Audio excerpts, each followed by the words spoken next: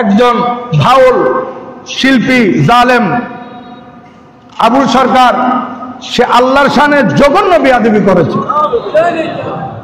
আল্লাহ এক মুখে যে এত কথা কয়, আল্লাহর মুখ কয়টা? খালি কয়টা না, ওটা মুখ না হুক, এটা আমার জানা দরকার। এবং সে মানুষদের সাথে মানুষদেরকে খুশি করার জন্য তার এই আউল বাউল গুলা মানুষকে খাওয়ানোর জন্য সে এই যে আল্লাহর শানে পর্যন্ত ঠাট্টা মস্কারি করতে গিয়ে বলে যে আল্লাহ এক মুখে কয় কথা বলে। বড় করে বলেন না নাউজুবিল্লাহ।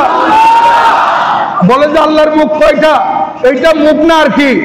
এইরকম করে আল্লাহ সুবহানাহু ওয়া তাআলার শানে জঘন্যতম বেয়াদবি করেছে। এবং কোরআনুল কারীমের সর্বশেষ সূরা 114 নম্বর সূরা সূরাতুন নাস নিয়েও ঠাট্টা মস্কারি করেছে। সূরা নাসের মধ্যে এত নাচ কেন? আরে নাচতে কইছে, এইজন্যই তো নাচ। কুলা উযুবিরা বিন নাস, মালিকিন নাস, ইলাহিন নাস, হ্যাঁ, মিন শাররিল ওয়াসওয়াসিল খান্নাস, আল্লাযী ফি সুদুরিন নাস মিনাল জিন্নাতি ওয়ান নাস, ফি সুদুরিন। ইস্তেহাজা বিদ্দিন, শরীয়তের মশালা হচ্ছে ইস্তেহাজা বিদ্দিন, ইস্তেহাজা বিল কোরআন।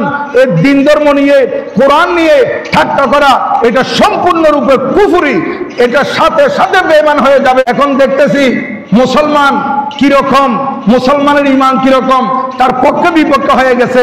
তার বিপক্ষে যারা আছে তারা সঠিকতার উপর আছে, তারা তার বিচার দাবি করতেছে। কারণ বাংলার জমিনে কোন নাস্তিক, কোন খোদাদ্রোহীর ঠাঁই হতে পারে না।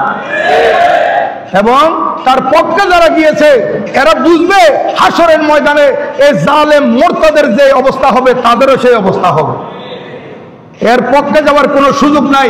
কারণ সে স্পষ্ট বলেছে আল্লাহর বিরুদ্ধে, স্পষ্ট বলেছে কোরআনুল কারীমের সূরা নিয়ে ঠাট্টা মস্কারি করেছে। আর সে এখানে বেঁচে থাকার কোনো অধিকার নাই। কারণ শরীয়তের ফয়সালা হচ্ছে মুরতাদের একমাত্র শাস্তি হচ্ছে সর্বোচ্চ শাস্তি, তার মৃত্যুদণ্ড।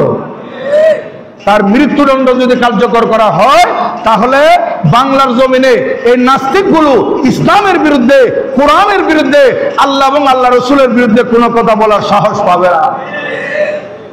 খোদাদ্রোহী, নবীদ্রোহী, আউল বাউল যাই বলেন, প্রত্যেকের বিরুদ্ধে আহলে সুন্নাত ওয়াল জামাতের অবস্থান সুস্পষ্ট।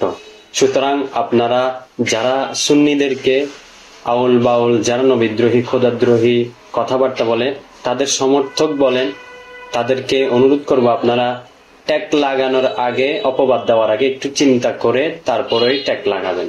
ধন্যবাদ সকলকে। আসসালামু আলাইকুম ওয়া রাহমাতুল্লাহি ওয়া বারাকাতুহু।